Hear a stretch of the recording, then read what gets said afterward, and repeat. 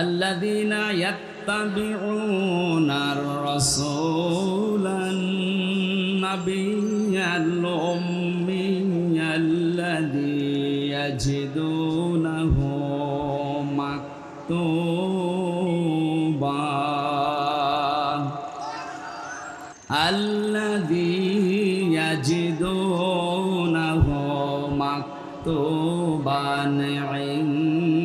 عندهم في التوراة والإنجيل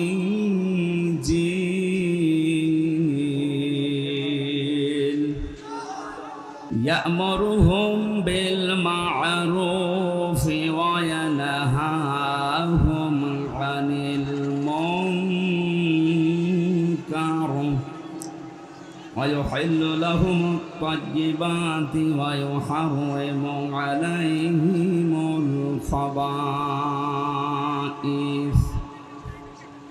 ويضع عنهم إصرهم والأغلال التي كانت عليهم فالذين آمنوا به وعزروه ونصروه واتبعوا النور الذي أنزل معه أولئك هم المفلحون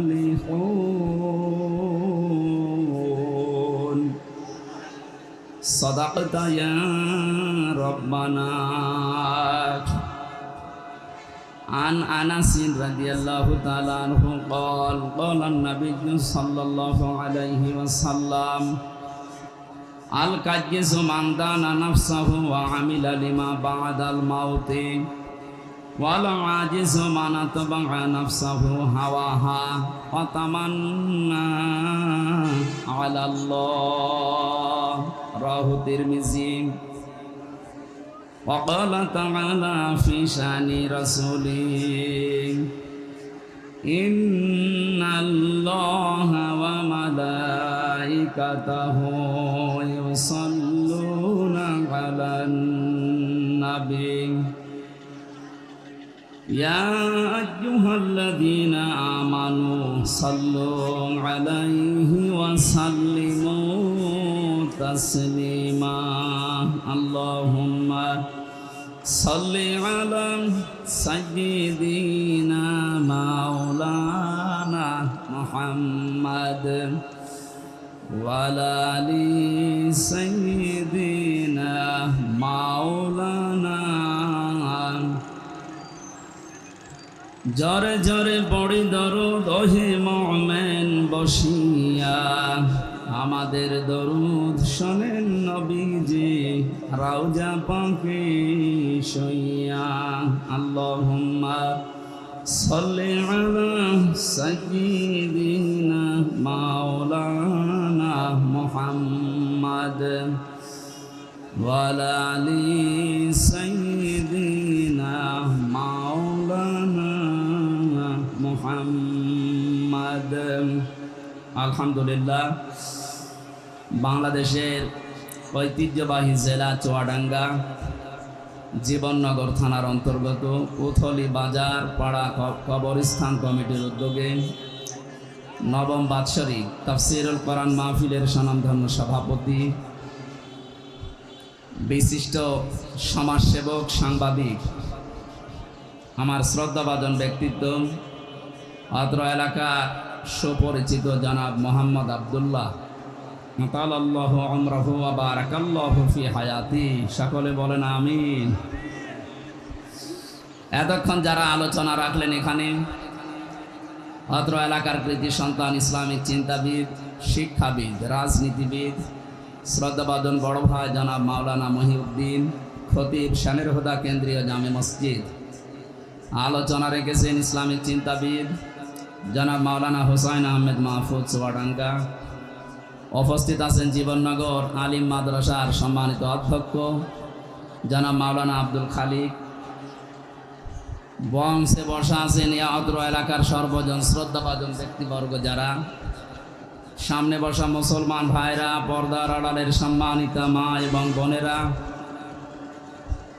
প্রাণপ্রিয় চুয়াডাঙ্গাবাসী, আমি জানি এভাবে আপনারা কথা বলবেন, আপনারা বলতে থাকেন আমিও বলতে থাকি নাকি? গোনা আপনাদের হচ্ছে, কিন্তু ভাই কথা যে বলছেন তারই গোনা হচ্ছে। আমরা এখন কোরআনে যেহেতু প্রবেশ করেছি, কথা বন্ধ করেন। দল মত জাতি বর্ণ ধর্ম নির্বিশেষে আজকের এই অনুষ্ঠান, যার মাধ্যমে আজকে দাওয়াতটা নিয়েছিলাম আপনাদের এলাকার ছেলে হাফেজ আবু বকর সিদ্দিক, এ মাহফিলের বরেণ্য সদস্য যারা নিজেদের শ্রম দিয়ে, সময় দিয়ে, অর্থ সম্পদ দিয়ে যারা এই জান্নাতের বাগান সাজিয়েছেন, সবাইকে নিয়ে আল্লাহর দরবারে শুকরিয়া জানাচ্ছি, যিনি আমাদেরকে কথা বলার শক্তি দিয়েছেন। কোরআনে কারীম জানিয়েছে খলাকাল ইনসান আল্লামাহুল বায়ান। আল্লাহ তাআলা বলেন আমি মানুষ বানিয়েছি, কথা বলার শক্তি দিয়েছি।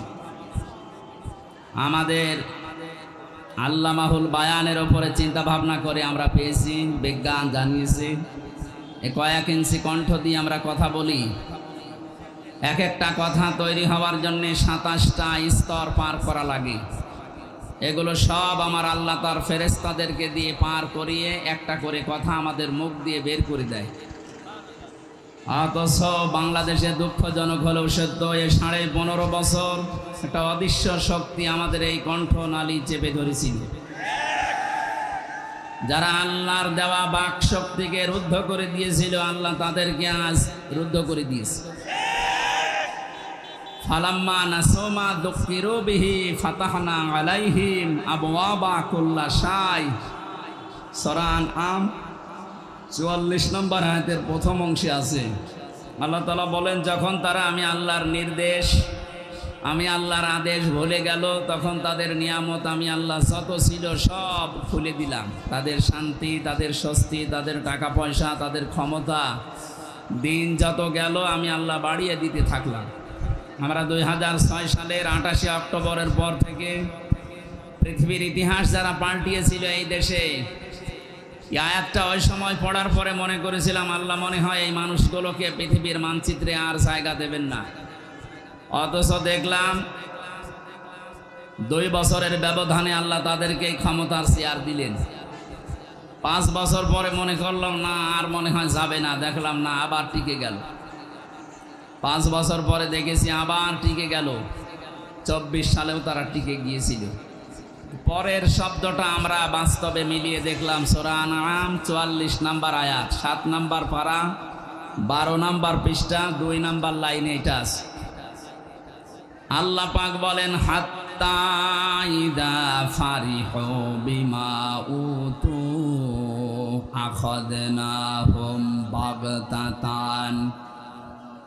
এই যে পৃথিবীর মানুষেরা কান খাড়া করে শোনো, এ মানুষগুলো যখন আমার দানকৃত বস্তু নিয়ে এখানে ক্ষমতা হতে পারে, অর্থ হতে পারে, প্রভাব প্রতিপত্তি হতে পারে, এই বিষয়গুলো নিয়ে যখন এরা আনন্দে আত্মহারা হয়ে আছে, এরা আনন্দে যখন মেতে আছে, আখাযনাহুম বাগতাতান, আমি আল্লাহ হঠাৎ করে তাদেরকে ধরলাম।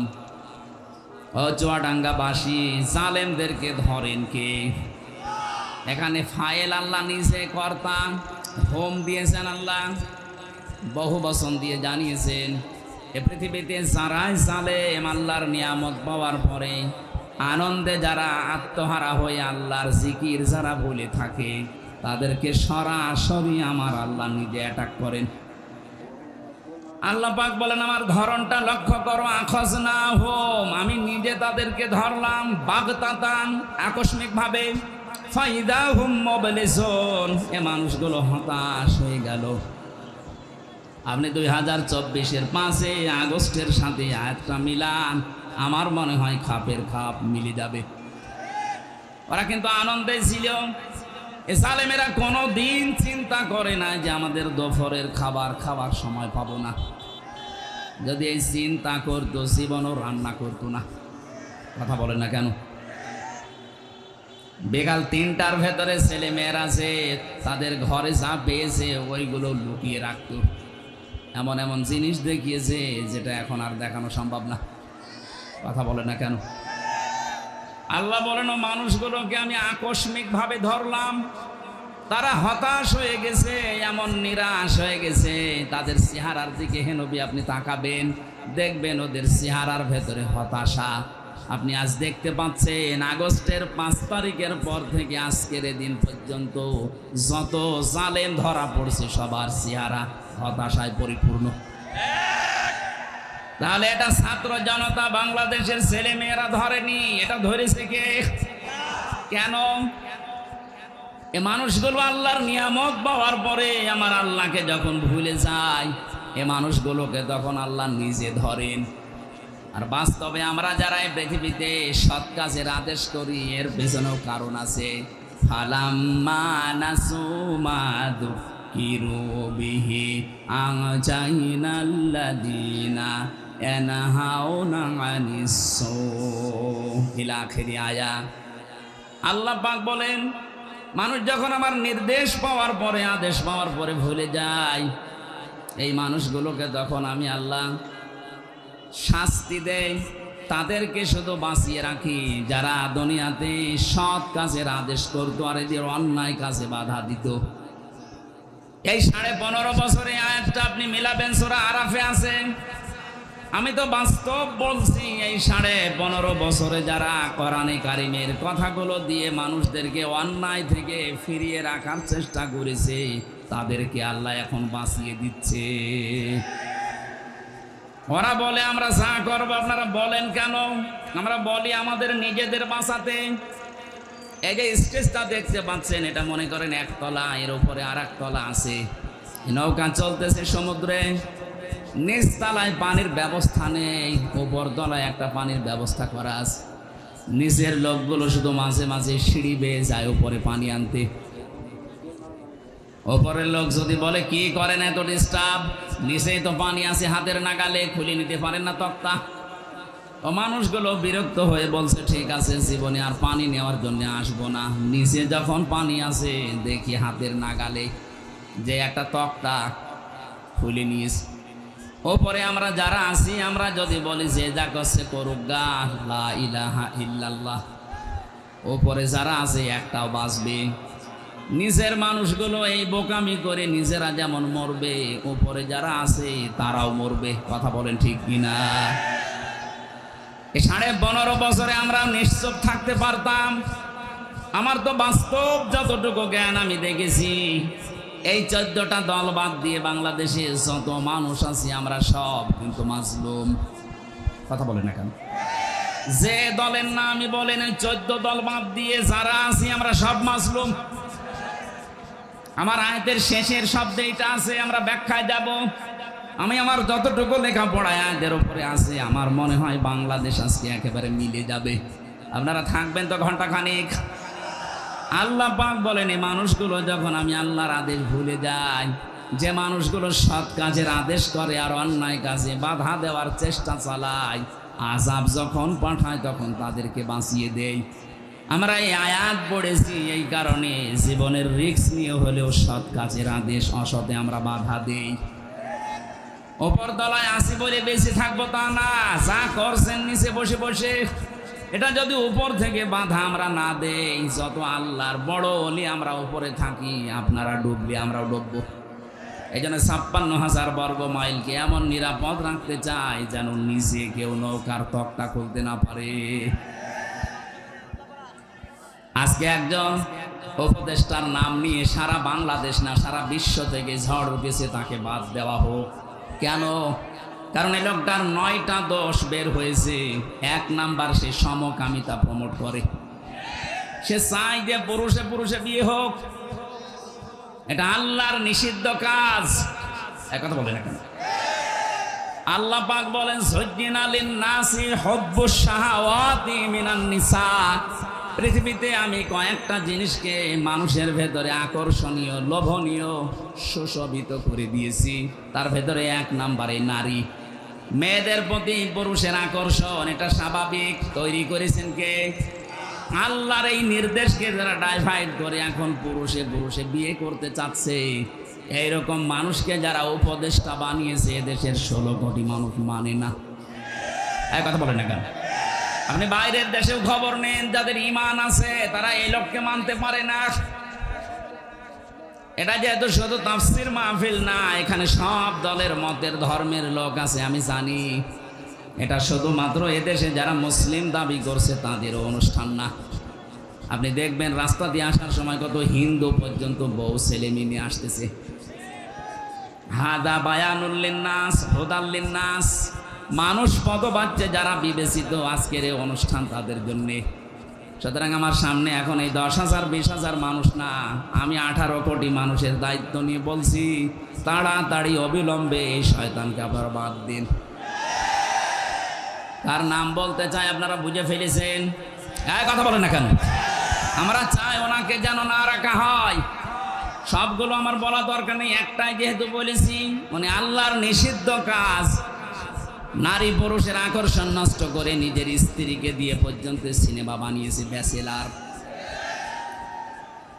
আপনি দেখবেন 3rd পারসন সিঙ্গুলার নাম্বার, এই সমস্ত সিনেমাগুলো আমি নিজে উপন্যাসে পড়েছিলাম বিশ্ববিদ্যালয় থাকাকালীন। এখন দেখি ওইগুলো দিয়ে সিনেমা বানিয়েছে যেগুলো পরকীয়া প্রেম উস্কে দেয়। ওনার স্ত্রীকে দিয়ে এই সিনেমা বানিয়ে উনি মানুষের ভেতরে পরকীয়া প্রেম, এটা আল্লাহর নিষিদ্ধ কাজ।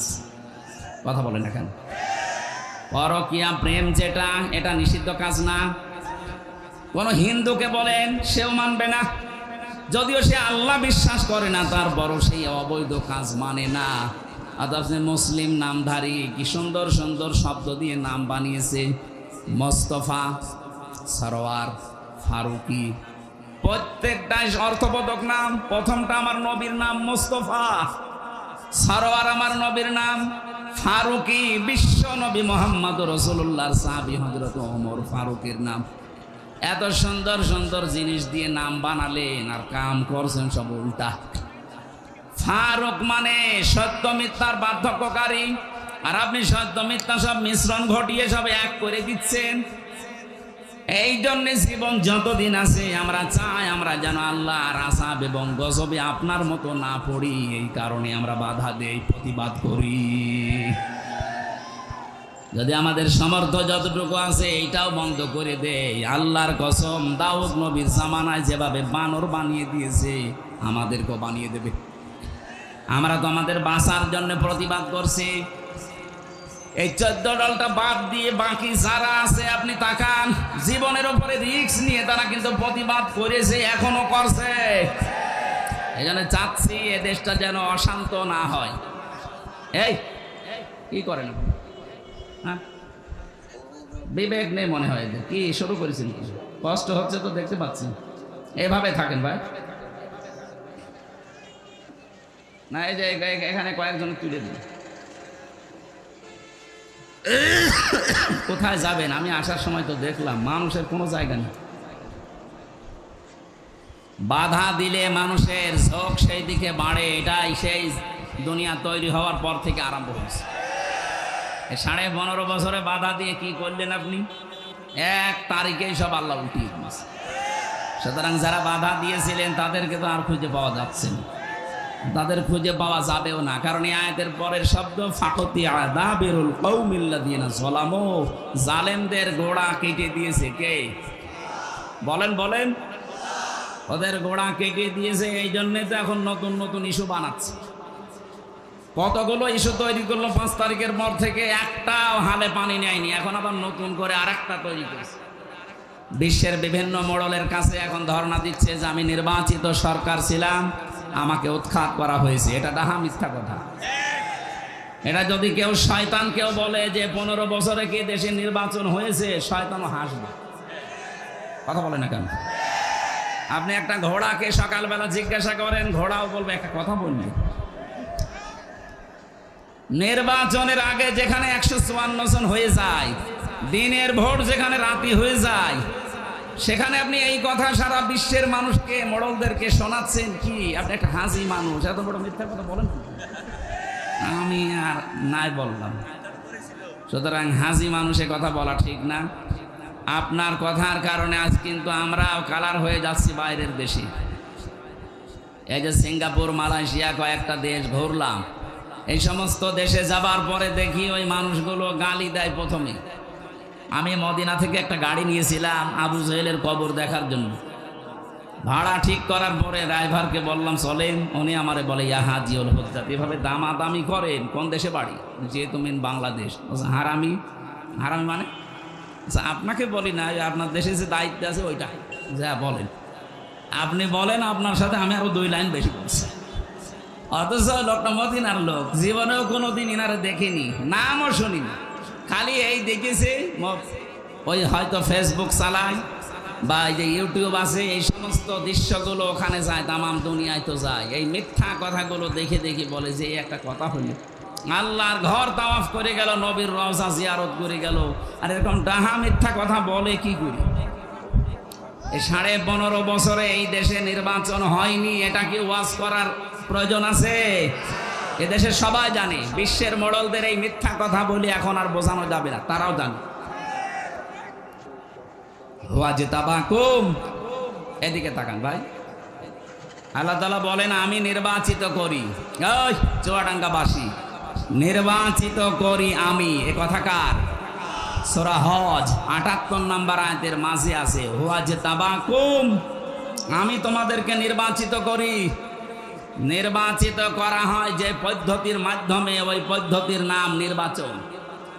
নির্বাচন ছাড়া নির্বাচিত করা যায়? বলেন বলেন। তা আপনি যে বলেন যে আমি নির্বাচিত, নির্বাচন তো হয়নি, আপনি কিসের নির্বাচিত? এই ষড়যন্ত্র বন্ধ করার জন্য খুব ভালোভাবে যারা দায়িত্বে আছেন তাদেরকে বলছি, তাড়াতাড়ি করে একটা সম্মানজনক সময় নিয়ে, এই নতুন নতুন করে উপদেষ্টা না বানিয়ে খুব তাড়াতাড়ি করে এই দেশে একটা নির্বাচিত সরকারের হাতে দেশটা ছেড়ে দিন, তাহলে ওদের এই দুর্বিসন্ধি সব নস্যাৎ হয়ে যাবে। কারণ জালেম বিদায় নিয়েছে দেশ থেকে, মুনাফিক কিন্তু এখনো অনেকে আছে, এরাও তলে তলে জালেমদের সাথে বিভিন্ন আতাত করছে, এই কারণে জালেমরা এত সাহস পাচ্ছে। এই জন্য আপনাদের আহ্বান জানাচ্ছি, যা করেছেন, যা করা হয়েছে, এটা যদি এখন ক্ষমা পেতে চান, একটা পদ্ধতি মাত্র বাকি আছে, তাছাড়া কোনো পদ্ধতি নেই তাদেরকে মাফ করার। আমি ওইটা বলি, তারপরে তাফসিরে যাচ্ছি নাকি বলেন। নবীজির কাছে একটা মহিলা এসেছে, যুবতী মেয়ে, বলছে হে রাসূল আমি জিনা করে ফেলেছি। 3 বার বলার পরে নবীজি বললেন এ কথা কাউকে বলবা না, চেপে যাও। মেয়েটা বলে না, আপনি আমাকে মুক্ত করেন, জিনার এই অপরাধ থেকে আমি মুক্ত হয়ে দুনিয়া থেকে বিদায় নিতে চাই। এই অপরাধ নিয়ে আমি আল্লাহর দরবারে যেতে চাই না, কারণ আমি নিজে কোরআন পড়ি, কোরআন বুঝি, শয়তানের ধোঁকায় নফসের জালে কাজটা করে ফেলেছি, যৌবনের তাড়নায়। কিন্তু আমি এখন ক্ষমা পেতে চাই, মাপ পেতে চাই, মুক্ত হতে চাই, পরিত্রাণ পেতে চাই, আপনি আমাকে দয়া করে অপরাধ থেকে মুক্ত করেন। নবীজি বললেন ঠিক আছে, এখনই না, বাড়ি চলে যাও, সন্তানটা যতদিন খালাস না হবে ততদিন আসবা না। ঠিক 10 মাস 10 দিন পরে এসেছে, বলে হে রাসূল এই দেখেন আমার ছেলে। নবীজি বললেন না, এখন না, এই সন্তানের তো বাবার ঠিক নেই, এই জন্য তোমাকে 2 বছর দুধ দেওয়া লাগবে। এখানে আলেম আছে বসে, তাদেরকে বলছে সন্তানকে দুধ দেওয়া লাগবে। নবীজি মাকে বললেন কেন? সন্তানের দুধ দেওয়ার দায়িত্ব মায়ের না বাবার? না না, আপনি আন্দাজে বলেন, বাবার। সূরা বাকারা 2 নম্বর পারা 17 নম্বর পৃষ্ঠার 1ম নম্বর লাইনের 32 নম্বর আয়াতে আছে, এটা মাঝের অংশে আছে। আমি আলেমদেরকে বলছি এবার এই আয়াতটা নিয়ে লেখাপড়া করবেন, অন্তত 20টা তাফসির মিলাবেন আধুনিকভাবে, দেখবেন নতুন তথ্য বের হবে এখান থেকে। এতদিন আমিও জানতাম এইটা। আল্লাহ পাক বলেন ওয়ালা ওয়ালিদাতু ইরদিনা আওলাদাহুন্না হাওলাইনি কামিলাইনি লিমান আরাদা আইয়ুতিম্মার রাদা। এখানে কত মাদ্রাসার আলেম ফাজেল কামিল পাশ করা লোক দেখেন, লিমান আরাদা আইয়ুতিম্মার রাদা, এটা মুযাক্কার শব্দ। দুধ পান করাও 2 বছর, এই কথা বলার পরে আল্লাহ মুযাক্কার দিলেন, মুয়ান্নাস দেয়নি। মায়ের নাম না দিয়ে বাবার নাম দিলেন কেন? সন্তানকে দুধ খাওয়ানোর খরচ, যত রকমের কষ্ট, যে টাকা পয়সা খরচ হবে, যা ব্যয় লাগবে, 2 বছরে সব বাবার দায়িত্ব, মায়ের কোনো দায়িত্ব নেই। মা যদি দয়া করে পান করিয়ে দেয়, আপনার ওপর এটা ইহসান। কোনো মা যদি বলে না আমি এটা করাবো না, 2 বছর দুধ পান করাতে পারি, 5 লাখ টাকা দেওয়া লাগবে, আপনাকে তাই দেওয়া লাগবে। আমার মনে হয় মাইকে এটা বলা ঠিক হইল না। আমার ম্যাডামও শুনতেছে। আমার এই যে 43 দিন আগে একটা মেয়ে হয়েছে, ও যদি এখন লাইভে দেখি বলে ঠিক আছে বাড়ি আসো, আমারও 5 লাখ দেওয়া লাগবে না, তোমার মেয়ে তুমি নাও, আমি একটা বিপদে পড়ে যাব না। থক্কু আর বলা যাবে না। চুয়াডাঙ্গাবাসী কোরআনে কারিমের আয়াতে আমি অনেকগুলো তাফসিরের সাথে মিলিয়ে দেখেছি, নবীজি কেন ওই মেয়েটাকে বলেছিলেন যে তুমি দুধ পান করাও 2 বছর, এটা তো বাবার দায়িত্ব। নবীজি কেন অবিচার করলেন? করেছিলেন এই কারণে, কারণ তার তো বাবার ঠিক নেই। সন্তানটা যারও সন্তান ছিল না, কথা বলছেন না কেন? সে তো বলতে পারছে না এটাতে কার বাবা কোনটা, বললে তো আরেকবার অপমান হবে। আরে গোপন কথা জিজ্ঞাসা না করাই ভালো। সূরা মায়েদার ভেতরে আছে লা তাসআলু আনাশিয়া ইন তুবদা লাকুম তাসুকুম। এই আয়াতের ব্যাখ্যায় দেখবেন যে কথা বললে আপনাকে সরাসরি অপমান মনে করা হয়, এরকম কথা আপনি ওর সামনে বলবেন না, গোপনে বলবেন। বাস্তবে আমি নবীজির এই কথাকে মিলিয়ে দেখেছি, বিশ্ব নবী তাকে এই কারণে বলেন নাই, বললেন ঠিক আছে দুধ পান করাও 2 বছর। 2 বছর পরে এসেছে শক্ত একটা খাবার নিয়ে, নবীজি বললেন ছেলেটা এক সাহাবীর আন্ডারে দিয়ে দাও, মেয়েটাকে বুক পর্যন্ত মাটির ভেতরে গেড়ে দাও, পাথর নিক্ষেপ করো। হযরতে খালিদ ইবনে ওয়ালিদ বলেন আমি এত জোরে একটা পাথর নিক্ষেপ করলাম, দেখি নাক দিয়ে ফেটে রক্ত বের হয়ে আমার শরীরে লেগেছে। ভৎসনা দিলাম, রাগ করলাম, গালি দিলাম, অপমান বোধ হলো আমার কাছে, যেরকম একটা নাপাক মহিলার রক্ত আমার শরীরে। নবীজির কানে কথাটা যাবার পরে বিশ্ব নবী বললেন খালিদ থামো, এ কথা বলবা না, আমি নবী তুমি নবী না, আমি যা দেখি তুমি দেখতে পাও না, আমি যা শুনি তুমি শুনতেও পাও না, আমি যা জানি তুমি জানো না। আমাকে জিবরাইল এই কথা জানিয়েছে, এই মহিলার যে আকাঙ্ক্ষা আকুতি, এই মহিলার যে অনুশোচনা, যে তাওবা, যে কাজটা সে দুনিয়ায় করে গেল, এটা আল্লাহর এত বেশি পছন্দ হয়েছে, দুনিয়াতে কোনো জালেমও যদি এইভাবে তওবা করে আল্লাহ তাকেও মাফ করে দেবেন।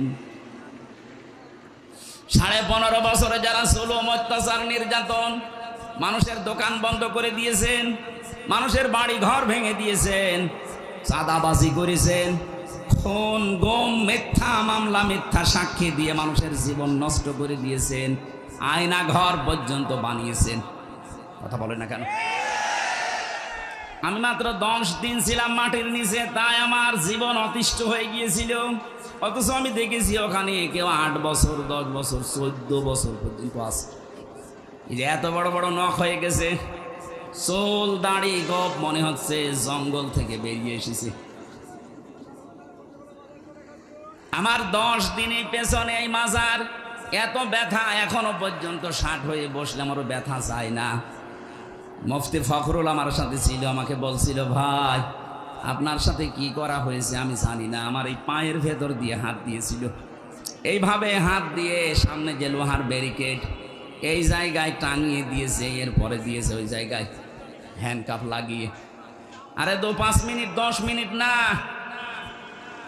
24 ঘন্টা এভাবে তালা লাগানো থাকে।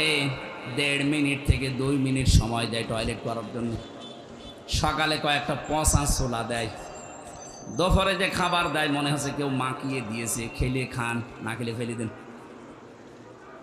কেউ তো জানে না দুনিয়ায় যে আপনি বেশি আছেন কিনা। এই যে এত বড় বড় নখ দিয়ে মানুষ দেখলাম দেওয়ালের সাথে খুশিয়ে খুশিয়ে লিখে রেখেছে মোবাইল নাম্বার, নিচে ছোট করে লিখেছে ভাই যদি কেউ বাইরে যেতে পারেন এই নাম্বারটা একটু বলবেন যে আমি বেশি আছি। এখনো পর্যন্ত জালেমরা বলে আমরা কি করেছি, কি করেছি মানে এটা মানুষের কাজ। রিমান্ডে যারা আমার দায়িত্বে ছিল, মাঝে মাঝে ভাবতাম আল্লাহ এই মানুষগুলো বাইরে যে এরা সংসার করে কি করে, এদের কি বিবেক মরিয়ে নিছে নাকি? এরকম কঠিন অবস্থায় একটা মানুষকে 24 ঘন্টা 3 বছর 5 বছর 8 বছর 10 বছর 14 বছর রেখে দিয়েছে। শোয়া কি জিনিসও জানে না, এটা যে কোন বছরও বলতে পারে না, এটা কোন মাস চলছে ওর জানা নেই, এটা কি বার কয়টা বাজে ও কিচ্ছু জানে না। এটা 5 দিন না জানলে তো আপনার খারাপ লাগবে, আর 14 বছর লোকটা জানেই না এটা দুনিয়া না কোন জায়গা। 24 ঘন্টা অন্ধকার। এই কঠিন পরিস্থিতি যারা তৈরি করেছিলেন, যারা এর সাথে জড়িত, এখন যদি তারা বলে আস্তাগফিরুল্লাহ, আল্লাহ মাফ করে দাও, হবে? আরে ভাই, আপনি তো আল্লাহর কাছে অপরাধ করেননি, আপনি অপরাধ করেছেন হামজার কাছে। আপনার কারণে আমার মেয়েটা আমার এখনো পর্যন্ত চেনে না। 3টা বছর আপনি ফাঁসির কন্ডেম ছেলে আমার রেখে দিলেন। কি করেছিলাম বলেন তো? আমি আপনার মেয়ের দিকে তাকিয়েছি, আর আপনার যে মেয়ে ও কি তাকানোর মতো না? যে মেয়ে ও কি তাকানোর মতো? আমি তাকাবো ওই দিকে কোন কারণে? কয়েকদিন আগে আমার মামলা সব খারিজ হয়ে গেছে, আদালত কর্তৃক প্রমাণিত যে আমি নির্দোষ, আমার কোনো দোষ নেই। এই নির্দোষ মানুষটার উপরে আপনি এই অত্যাচার করলেন। 11 ঘন্টা আমার মা বাবা আর শ্বশুর শাশুড়ি স্ত্রী কষ্ট পাবে, এই জন্য আমি বলি নাই। কালো কাপড় দিয়ে আমার চোখ বেঁধে দিয়ে, পেছনে হ্যান্ডকাপ লাগিয়ে, ডান্ডা বেড়ি দিয়ে পার মাজার সাথে দড়ি দিয়ে 11 ঘন্টা মাটির নিচে আমারে টাঙিয়ে রেখেছে। আমি জানি না যে কোন ওয়াক্ত নামাজ চলছে, আন্দাজে 4 ওয়াক্ত নামাজ পড়েছিলাম ইশারায়। নামাজের কথা বললে শুধু গালি দেয়, যে নামাজ পড়লে যদি কিছু হয় তা আমার হাত থেকে আপনারা নিয়ে যাকতো। দেখেছেন কি কথা? কি বলবেন তারে বলে? আল্লাহরও ভুল ধরে। আমি তো হামজা ছোট মানুষ, আল্লাহরও ভুল ধরে। এই কাজগুলো যারা করেছেন, আমি সহ 1,10,000 মানুষ জেলখানায় ছিল ওই সময়। আমি যতটুকু দেখেছি 100 জনের প্রায় 70 জন মানুষ মিথ্যা মামলায় জেল খাটতেছি, কিচ্ছু জানে না। আপনার কারণে মাওলানা মহিউদ্দিন 8-10 বছর 15 বছরও বাড়ি থাকতে পারে না, ওর চরিত্র খারাপ। আপনার জমির আইল ঠেলেছে, এই কথা বলে না কেন? এরকম বহু মহিউদ্দিন বাংলাদেশে, কত মানুষ। আমি এক একজনের সাথে ছিলাম। জনাব তারেক জিয়ার পিএস নুরুদ্দিন মিয়া অপু ভাই আমার সাথে ছিলেন 3 বছর। ওনার বন্ধু গিয়াসউদ্দিন মামুন ছিলেন 17 বছর, আছে, বের হয়েছে কিছুদিন আগে। বিএনপির এক একজন মানুষের নামে আমি মামলা দেখেছি, 313টা 536টা পর্যন্ত মামলা পেয়েছি। আমার যে খাবার দিয়েছি তো বলতাম, ভাই কয়টা মামলা, কি করেন? বিএনপি করতাম, বড়গোনায় বাড়ি, মামলা কয়টা? 313টা। মনে হচ্ছে বদরের ময়দান কায়েম করে ফিরেছে। বলে তো একটা মানুষকে 313টা মামলা দেয় কোন বিবেকে? আমারে তো 2টা দিয়েছিল, তাই 3 বছর। ও 313টা কিয়ামত হয়ে যাবে। কথা বলেন না কেন? এই জন্য আমি আপনাদেরকে বাঁচাতে চাই। এটা যেহেতু রেকর্ড হচ্ছে, সারা পৃথিবী কালকে যাবে, এমনকি যারা পালিয়েছে ওই জালেমরাও শুনছে। আপনারা যদি এখনো পর্যন্ত মাপ পেতে চান, শুধু আস্তাগফিরুল্লাহ হবে না, যার কাছে যে ধরনের অপরাধ করেছেন আগে তার কাছে যে মাপ চাবেন, তার ক্ষতিপূরণ দেবেন, এরপরে পড়বেন আস্তাগফিরুল্লাহ। এই কথা বলেন না কেন? এই হাদিসের অর্থ যদি না বুঝে থাকেন, আপনার এই ওয়াজ শুনতে আসা, তাফসীর শুনতে আসা ব্যর্থ। বুঝেছেন কিনা বলেন তো? কিভাবে মাপ চাইতে হবে আমি পদ্ধতিটা বললাম। নবীজি যে ওই মহিলাকে বলতে পারতেন না, যাই হয়েছে হয়েছে, তুমি আস্তাগফিরুল্লাহ গোপনে পড়ে নাও, বলতে পারতেন না? কিন্তু বলেননি, ওনাকে শাস্তি দিয়ে তারপরে বলেছে এবার আস্তাগফিরুল্লাহ পড়ো। আজ আপনারা 15.5 বছরে যা করেছেন, পৃথিবীর ইতিহাস পাল্টিয়ে ফেলেছেন। সুতরাং এখন শুধু আস্তাগফিরুল্লাহ পড়লে হবে না, আপনাকে ফিরে আসার জন্য যার কাছে অপরাধ করেছেন তার কাছে স্বীকার করা লাগবে। এবং স্বীকার করলেই হবে না, এই 15.5 বছরে তার যে ক্ষতি করেছেন ওই ক্ষতিপূরণ দেওয়া লাগবে। আপনার কারণে বহু মানুষ ব্যবসা করতে পারে নাই, চাকরি পায় নাই। এই কথা বলেন এখানে। মিথ্যা মামলায় ঝুলে ঝুলে জীবনটা নষ্ট করে ফেলেছে। কেউ আম বাগানে, কেউ বাঁশ বাগানে, কেউ ধানের খেতে শুয়ে শুয়ে রাত কাটিয়েছে বছরের পরে বছর। এত কিছু করার পরে আপনি এখন আস্তাগফিরুল্লাহ পড়বেন আর আল্লাহ আপনাকে মাফ করে দেবে, কি আর কি নাকি? আশা করছে আপনি হাদিসের অর্থ বুঝে ফেলেছেন এবং যারা শুনছে ওই জালেমরাও বুঝেছে। বাঁচতে যদি চান এই মহিলার মতো তওবা করেন। এবার আমি একটা তথ্য বলছি, সূরা ফুরকান 68 নাম্বার আয়াত। এই পৃথিবীতে 3টা অপরাধের সাথে যারা জড়িত থাকবে এই মানুষগুলোর শাস্তি হবে ডবল। কয়টা? আরো জোরে বলেন। এটা কিন্তু ক্লাস চলছে, ক্লাসে যদিও এভাবে কথাবার্তা হয় না, আপনারা বেশি বলছেন। ক্লাসের মতো জবাব দেবেন। 3টা অপরাধ করলে শাস্তি দেবে কয়টা? ডবল। জোরে বলেন কয়টা? এখন আপনি দেখেন তো এই 3 অপরাধ আপনার ভেতরে আছে কিনা। ওয়াল্লাযীনা লা ইয়াদউনা মা'আল্লাহি ইলাহান আখারা।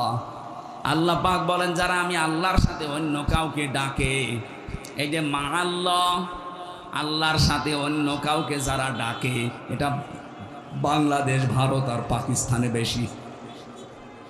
আমরা এই দেশগুলোতে আল্লাহকে ডাকি না তা না, আল্লাহর জিকিরও চলছে, কিছুক্ষণ পরে দেখি আল্লাহর পাশাপাশি অন্য কাউকে ডাক দেয়। কে আলী বাবা, শাহ আলী বাবা, কে আল্লাহ বাবা, ফতে বাবা বলছে। কথা বলছে না কেন? সে যাই করুক সে যেন শুধরে নেয়। আল্লাহর সাথে অন্য কাউকে ডাকা, আরো জোরে বলেন, আরো জোরে বলেন। এমনকি আল্লাহর নামকে কেউ এলহাদ করতে পারবেন না, পরিবর্তন করে ফেলবেন না। ওয়াযারুল্লাযীনা ইলহাদুনা ফি আসমাই, সূরা আরাফ 9 নাম্বার পারা 13 নাম্বার পৃষ্ঠা 4 নাম্বার লাইনের 180 নাম্বার আয়াতের মাঝে আছে। আল্লাহ পাক বলেন আমার নামকে তোমরা এলহাদ করবা না, উলট পালট করবা না, ছোট বড় করবা না।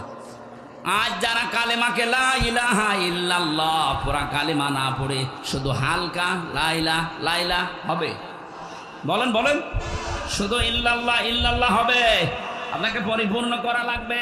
তাম্মাত কালিমাতু রাব্বিকা সিদকাও ওয়া আদলা। আল্লাহ বলেন আমার কালামটা পরিপূর্ণ করে দিয়েছি।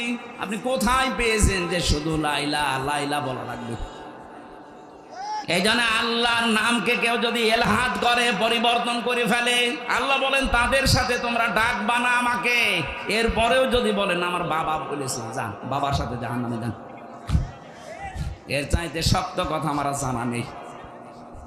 আমি আপনার বিবেকের ওপরে কড়া নাড়লাম, এরপরও যদি কারো বিবেকে কাজ না করে জানতে হবে ওর বিবেকের ওপরে কুকুরে পোশাক দিয়েছে।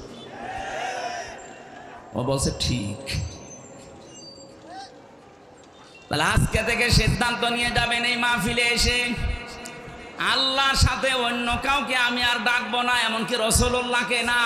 রাসূলুল্লাহর নামে জিকির করা জায়েজ নেই। যারা না বলছে ইয়া রাসূলুল্লাহ ইয়া রাসূলুল্লাহ জিকির করেন, আপনি শিরক করছেন। জিকির হবে কার নামে? দরুদ হবে রাসূলুল্লাহর নামে। সোহেল চৌধুরী নায়ক, নাম শোনেননি? এই লোকটা হত্যার মামলার যে আসামি ছিল মামুন ইমন, ইনি আমার সাথে ছিল, মাঝে মাঝে আসতো। তো ভেতরও এরকম মস্তা। ও একদম ফজরের আগে আমরা যখন তাহাজ্জুদ পড়তে উঠি ওই সময়, এখন বের হয়েছে 25 বছর পরে বের হলো, ওই সময় দেখেছে উনি জিকির করছে উঠে ইয়া রাসূলুল্লাহ ইয়া রাসূলুল্লাহ। কি গো? একদিন বললাম ভাই আপনি এই জিকির করেন মানে? মহাব্বতে না, এটা মহাব্বতের জিকির না, আপনি শিরিক করছেন। এই আয়াত দিয়ে তাকে আমি বুঝিয়েছিলাম আল্লাযীনা লা ইয়াদউনা মা'আল্লাহি ইলাহান আখার। আল্লাহ পাক সাথে ডাকছেন, আল্লাহর সাথে সাথে আপনি অন্য কাউকে ডাকতে পারবেন না। ওর পরে দেখলাম তার কয়েকদিনের ভেতরে এই জিকির বাদ দিয়ে আল্লাহর 99টা নামও মুখস্থ করে ফেলেছে। ও তখন পাঁচে মাসে জিকির করতো, এই ইয়া রহমান ও ইয়া রহিম ও ইয়া গফফার, হ্যাঁ এটা করেন। ওয়ালিল্লাহিল আসমাউল হুসনা ফাদউহু বিহা। আমি আল্লাহর অনেক সুন্দর সুন্দর নাম আছে, যে নামে পারো আমাকে ডাকো, কিন্তু সাবধান আমার নামকে উলট পালট করবা না। সুতরাং যারা দলিলবিহীন এই জিকির করেন, আল্লাহর সাথে অন্য কাউকে ডাকেন এবং আল্লাহর নাম অর্ধেক করে ফেলেন অথবা আল্লাহর নামের সাথে অন্য কিছু যোগ করেন, ছোট বড় করে ফেলেন, পরিবর্ধন করে ফেলেন, আপনারা থামবেন নাকি চালিয়ে যাবেন? আমি তো বলছি এটা শুধু আপনার জন্য না, এটা রেকর্ড হচ্ছে। সারা বাংলাদেশ সহ বিশ্বের বহু মানুষ এখন লাইভ দেখছে। আল্লাহর সাথে যারা অন্য কাউকে ডাকেন, আল্লাহর কসম আপনার শাস্তি হবে মরণের পরে ডবল। সুতরাং ওই ব্রাহ্মণবাড়িয়া তাহিরি ভাইয়ের মতো যেন কেউ জিকির করবেন না। 2 নম্বরে ওয়ালা ইয়াকতুলুনা নাফসাল্লাতী হারামাল্লাহু ইল্লা বিল হক। আদালত কর্তৃক, বিচারালয় কর্তৃক প্রমাণ করা ছাড়া কোনো মানুষকে আপনি হত্যা করতে পারেন না।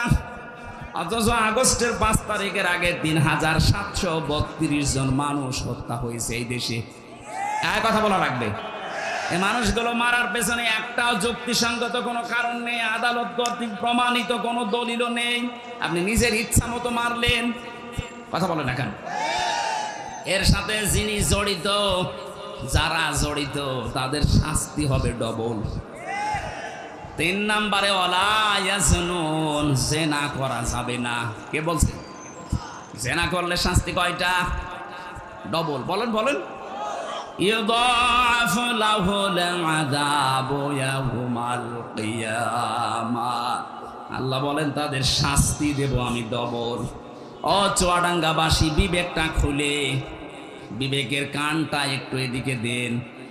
আজ আমরা যাদেরকে আদালতে তুলছি, দেখতে পাচ্ছি এই মানুষগুলোর সব সারা জীবনটা জিনা দিয়ে ভরা। এতদিন পর্যন্ত যাদের নামে মিথ্যা মামলা দিয়ে জেনার তহমত দিয়ে জেলে আটক করেছিল, ফাঁসি দিয়েছিল, ওই মানুষগুলোর জীবন পবিত্র। এক কথা বলে না কেন? আপনি তাকান, যাদের বিরুদ্ধে জেনার তহমত দিয়েছিল, ব্যভিচারের দোষ দিয়েছিল, তারা কিন্তু এখন বেকসুর খালাস পেয়ে গেছে, তারা মুক্ত। আদালত কর্তৃক প্রমাণ হচ্ছে তাদের ওই অপরাধের সাথে যুক্ত তারা না, রাজনৈতিক প্রতিহিংসার কারণে তারা এটার শিকার। কিন্তু এখন যাদেরকে দেওয়া হচ্ছে, এদের সব ভিডিও ক্লিপ আছে। এই কথা বলেন না কেন?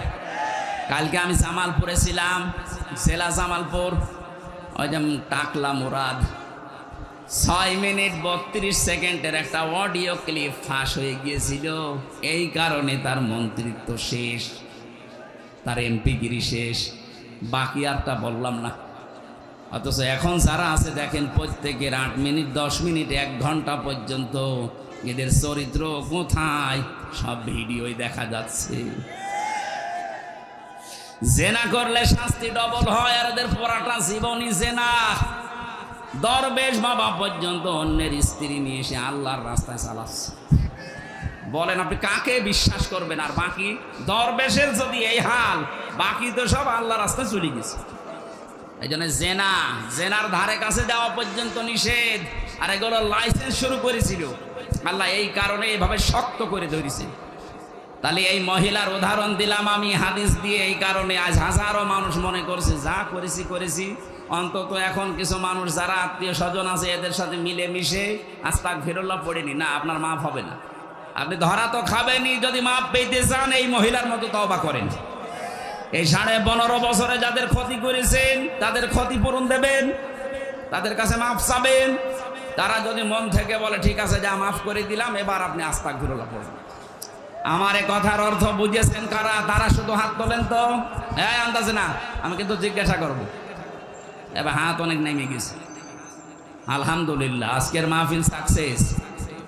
আল্লাহ আমাদের তৌফিক দিন কোরআনে কারিমের আয়াতগুলো বোঝার। বলেন আমিন। 2 নাম্বার, আমরা যারা এখানে এসেছি তাফসীরুল কোরআন মাহফিলে তাফসীর শোনার জন্য, সূরা আরাফ 206টা আয়াত ছিল, একটা মাত্র আয়াত পড়েছি, 157 নাম্বার আয়াত। আমাকে আল্লাহ যতটুকু জ্ঞান দিয়েছে আয়াতের উপরে, আমি যতটুকু স্টাডি, যতটুকু লেখাপড়া করেছি, আমি সেই আকারে কথা বলার চেষ্টা চালাচ্ছি। আল্লাহ তৌফিক আমাকে যেন দান করেন। জবান খুলে সকলে বলেন আমিন। এবার আপনি একটু তেলাওয়াত করেন ভাই।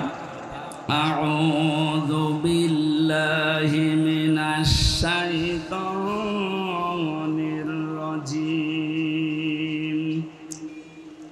বিসমিল্লাহির রহমানির الرحيم الذين يتبعون الرسول النبي الأمي الذي يجدونه مكتوبا إلى آخر آية কোন সূরা বললাম বলেন বলেন বললাম না ক্লাস চলছে আরাফ শব্দের শাব্দিক অর্থ পরিচিত হওয়া আরাফ মানে কি এটা জান্নাত জাহান্নামের মাঝে একটা প্রাচীর বানাবেন আল্লাহ এই প্রাচীরের উপরে কিছু মানুষকে আল্লাহ দাঁড় করিয়ে দেবেন এই প্রাচীরের নাম আরাফ নাম কি নবীজি সাহাবীদের সামনে বলছিলেন এই প্রাচীরের উপরে আল্লাহ যাদেরকে দাঁড় করাবে এদেরকে জাহান্নামেও দেবে না জান্নাতেও দেবে না সাহাবী প্রশ্ন করলেন হে নবী এদেরকে জান্নাতে দেবে না কেন নবীজি বললেন এদেরকে আল্লাহ জান্নাত দিচ্ছে না এই কারণে কারণ এরা দুনিয়ায় ভালো ভালো অনেক কাজ করেছে কিন্তু মা বাবার সাথে খারাপ আচরণ করত বাংলার মুসলমানেরা খুব সেনসিটিভ বিষয় এটা আপনি যত ইবাদত বন্দেগি করেন বৈধ কোনো কারণে যদি মা বাবা অসন্তুষ্ট হয়ে থাকে আপনি কিন্তু ওই প্রাচীরের উপরে দাঁড়িয়ে থাকবেন কথা বলেন না কেন কয়েকদিন আগে আমি নীলফামারী কিশোরগঞ্জ গিয়েছিলাম ওখানে একটা বৃদ্ধাশ্রমে নিয়ে গেল দেখার জন্যে যে দেখি কিছু মার বাবা এই লাইনে বসে আছে প্রায় 40 জনের মতো তাদের চোখের দিকে তাকিয়ে দেখতে পেয়েছি এই মানুষগুলোর সন্তান আদি অনেক বড় বড় জায়গায় আছে আমি জিজ্ঞাসা করেছিলাম কয়েক জায়গায় কিন্তু এই মানুষগুলোকে সব এখানে রেখে গেছে মাসে মাসে খরচ দিয়ে যায় চিন্তা করেন যে মানুষের 10 তলা বিল্ডিং 5 তলা বিল্ডিং এর মালিক 4-5টা ফ্ল্যাটের মালিক এক একজনের 8টা 10টা করে রুম আছে বাড়িতে কিন্তু মার বাবার থাকার জায়গা নেই এ মা বাবার দিকে তাকালেই মনে হচ্ছে এরা সন্তানের জন্য বরদোয়া দিচ্ছে বলেন নাউজুবিল্লাহ যাদের মা বাবা আমি ওখানে দেখেছি এই সন্তানগুলো যদি 14 হজ করে আসে আল্লাহর কসম এরা জান্নাত পাবে না ওরা ওই প্রাচীরে দাঁড়িয়ে থাকবে আমাদের কপাল যেন এরকম না হয় কথা বলেন না কেন যতগুলো সন্তানের কারণে তার মার বাবা বৃদ্ধাশ্রমে থাকে বাংলাদেশে এখন বৃদ্ধাশ্রম প্রায় 168টার উপরে নীলফামারীর কিশোরগঞ্জ একটা থানা সেখানে এতগুলো মানুষ পড়ে আছে বছরের পর বছর আছে অনেকে খবর নেয় না শুধু মাঝে 2 বছর 3 বছর পর একটা চিঠি পাঠায় মা কেমন আছো একটা কথা হইল 30 বছর 25 বছর পর্যন্ত এই ছেলেটার পেছনে ওই মার বাবা নিঃস্বার্থভাবে শ্রম দিয়েছিল কথা বলে না কেন অথচ আজকে এই সন্তানই রেখে গেছে তার মাকে আমার যতটুকু দেখলাম যাদের কারণে রেখে যায় সন্তানগুলো মার বাবাকে বৃদ্ধাশ্রমে বলেন এর পেছনে কয়েকটা কারণ আছে একটা কারণ ওই ছেলেটার বউ এই কথা বলছেন না হাজারো বউ এই দেশে আছে তারা চাই না যে আমার শ্বশুর শাশুড়ি আমার সাথে একসাথে থাক এরকম বউ দেশে নেই সম্মানিত মা বোন আমি জানি হাজার হাজার মা বোন আপনাদের সাথে ডবল ওরা বিভিন্ন জায়গায় বসে আছে আমি সবাইকে এক মনে করে কথা বলছি আমার ইমান থেকে বলছি সাবধান আপনি শুধু নামাজ পড়ে রোজা রেখে কালো বোরকা পরে জীবনও জান্নাত যেতে পারবেন না তিরমিজি শরীফের হাদিস আল্লাহর নবী বলেন যে এই মহিলার ভেতরে 4টা কাজ পাওয়া যাবে ওই মহিলাকে আমার আল্লাহ জান্নাতের 8টা দরজায় খুলে দেবে যে কোনো দরজা দিয়ে যেতে পারবে ও জান্নাতে কেউ বাধা দেবে না জোরে বলেন সুবহানাল্লাহ 1 নম্বরে ইদা নাসারা ইলাইহা সাররাতুহু যখন তার স্বামী তার দিকে তাকাবে তখন সে স্বামীকে আনন্দ দেবে ওয়াইদা গাবা আনহা হাফিজাতুহু যখন স্বামী থাকবে না বাইরে চলে যাবে তখন নিজের পরিবারে পরিবেশে নিজের ইজ্জত আবরু নিজের স্বামীর সম্পদ আর সন্তানকে হেফাজতে রাখবে এটা আজ 100 জনের প্রায় 95টা মহিলা ঠিক রাখতে পারছে না স্বামী বাইরে চলে গেলেও দিন পায় কথা বলেন না কেন ফাতেমাতুজ জোহরার সাথে যেই মহিলা জান্নাত যাবে, জামিলা, তার জীবনী পড়েছি। তাকে আল্লাহ জান্নাত দেওয়ার পেছনে দুইটা কারণ। এক নাম্বার, এসে স্বামীর অনুমতি ছাড়া কোনোদিন বাইরে যায়নি, কারোর সাথে দেখাও করেনি। আর হাজারো মেয়ে লোক স্বামী বাইরে চলে গেলেও মনে হচ্ছে যে জান্নাত পেয়ে গেছে। স্বামীর সম্পদগুলো তার অনুমতি ছাড়া দান করা জায়েজ নেই। আর আল্লাহর রাস্তা চুরি করে, কথা বলে না কেন? স্বামী বাইরে গেলে আপনার সন্তান, আপনার শরীর, ইজ্জত, সম্ভ্রম, এগুলো সব হেফাজতে রাখা লাগবে। জান্নাতের দরজা এই কারণে খোলা থাকবে। 3 নম্বরে এইটাই আসল, ভালো করে শোনেন। নবীজি বলেন, তুইনু আলা দীনি যাওজাতিহা, যেই মহিলা তার স্বামীকে দিনের ওপরে চলতে সাহায্য করে, দিনের প্রচারে গেছে, দিন কায়েমের জন্য কাজ করছে, এই মহিলার কষ্ট হলেও স্বামীকে সাহায্য করবে, উৎসাহ দেবে, পেছন থেকে আরো সাহায্যের হাত বাড়াবে। কিন্তু হাজারো মহিলা এটা করে তো না, আরো বাধা দেয়। এই কথা বলছে না কেন? সম্মানিত মা বোনেরা, শুধু নামাজ পড়ে রোজা রেখে আপনি জান্নাত যাবেন কখনোই না। অতঈনু আলা দীনি যাওজাতিহা, আপনার স্বামীকে দিনের কাজে চলার জন্য, দিনের পথে চলার জন্য যতটুকু সমর্থ আছে সাহায্য করবেন, উৎসাহ দেবেন, এগিয়ে দেবেন। হযরতে খাদিজাতুল কুবরা রাদিয়াল্লাহু তাআলা আনহা, আল্লাহ তাকে সালাম দিয়েছিলেন। পৃথিবীতে এই 2 জন মহিলার জীবনী পেয়েছি, আল্লাহ নিজে সালাম পাঠিয়েছেন। একজন হযরতে আসিয়া, 2 নম্বরে হযরতে খাদিজা। আসিয়াকে আল্লাহ সালাম দিয়েছিলেন তার স্বামীর অত্যাচারের কারণে, খাদিজাকে আল্লাহ সালাম দিয়েছিলেন তার স্বামীর ভালোবাসার কারণে। জোরে বলেন আল্লাহু আকবার। খাদিজাকে আল্লাহ সালাম পাঠালেন তার স্বামীর মহব্বত, ভালোবাসার কারণে। নবীজি বলেন, আমি যত রাতে আসি, যতবার আসি, খাদিজাকে কোনোদিন আমি ঘুমন্ত অবস্থায় পাইনি। যখনই এসেছি শুধু একটা বার ডাক দিয়েছি, সঙ্গে সঙ্গে খাদিজা আমার জন্য দরজা খুলে দিয়েছে। জিজ্ঞাসা করতাম, কেন এ কাজ করো, ঘুমাতে পারো না? খাদিজা আমাকে প্রতিবার শুনিয়েছে, স্বামী আমার, আমি জানি আপনি দিনের কাছে বাইরে থাকেন, দিনের প্রসারে, দিনের প্রসারের জন্য আপনার পেছনে 24 ঘন্টা মানুষ লেগে আছে, কখন কোন ক্ষতি হয়ে যায় এই টেনশনে আমার তো ঘুম আসে না। আপনি যখন আসবেন পরিশ্রান্ত ক্লান্ত শরীর নিয়ে, আপনি বারবার ডাকবেন, আমি যদি আরামে ঘুমিয়ে থাকি উঠতে দেরি হয়ে যাবে, বেয়াদবি হতে পারে। এই কারণে যতক্ষণ না আসেন ততক্ষণ পর্যন্ত ঘুম লাগলো আমি বিছানায় না ঘুমিয়ে দরজার সাথে হেলান দিয়ে ঘুমাই। স্বামীর এই মহাব্বত দেখে আমার আল্লাহ তাকে সালাম পাঠিয়েছিলেন দুনিয়ায়। আর আমরা স্বামীর সাথে এমন আচরণ করি, সালাম তো দূরের কথা, আল্লাহ গজব পাঠায়। কথা বলেন না কেন? বিশ্ব নবী এত বেশি পরামর্শ দিয়েছিলেন তার মেয়ে ফাতেমাকে, ডাক দিয়ে বলতেন, মা, 4টা মেয়ের ভেতরে তোমাকে সবচাইতে বেশি ভালোবাসি আমি। এতদিন আমার বাড়িতে ছিলে, যত কিছু মনে লেগেছে, কাজকর্ম তুমি করতে পেরেছ, আজকে একটা নতুন পৃথিবীতে তোমারে পাঠালাম আলীর কাছে। সাবধান, শরীয়ত সম্মত কোনো বিধান নিয়ে আমার জামাইয়ের সাথে বার্গেনিং করবা না। শরীয়তের ভেতরে থেকে যদি আমার জামাই হযরতে আলী কোনো বিষয়ে তোমার উপরে মন খারাপ করে, এ অবস্থায় যদি তোমার মরণ হয়ে যায়, আমি নবী হয়ে বলছি তোমার জানাজায় বাবা হয়েও যাব না। আজ বাংলার বাবাগুলো যদি এইভাবে সতর্ক করতো, বাংলাদেশে ডিভোর্স হইতো না, সংসারে তালাক পড়তো না। কথা বলেন না কেন? আপনার মেয়েটাও দুনিয়ায় জান্নাতের একটা পরিবেশ পেত। আপনি নিজের পরিবার যেমন জাহান্নাম বানিয়ে রেখেছেন, আপনার মেয়েটার পরিবারও জাহান্নাম বানিয়ে দিচ্ছেন। আপনি আদর্শ বাবা না, আপনাকে বাবা হওয়া লাগবে মুহাম্মদুর রাসূলুল্লাহর মতো। আমার কথা ছিল, আপনার স্বামী যতক্ষণ বাইরে থাকবে দিনের কাজে, মানবতার কাজে, আপনাকে সাহায্য করা লাগবে, তাকে সহযোগিতা করা লাগবে, উৎসাহ দেওয়া লাগবে। আপনি যদি বাধার কারণ হয়ে দাঁড়ান, জান্নাত আপনার জন্য ব্যারিকেড হয়ে দাঁড়াবে।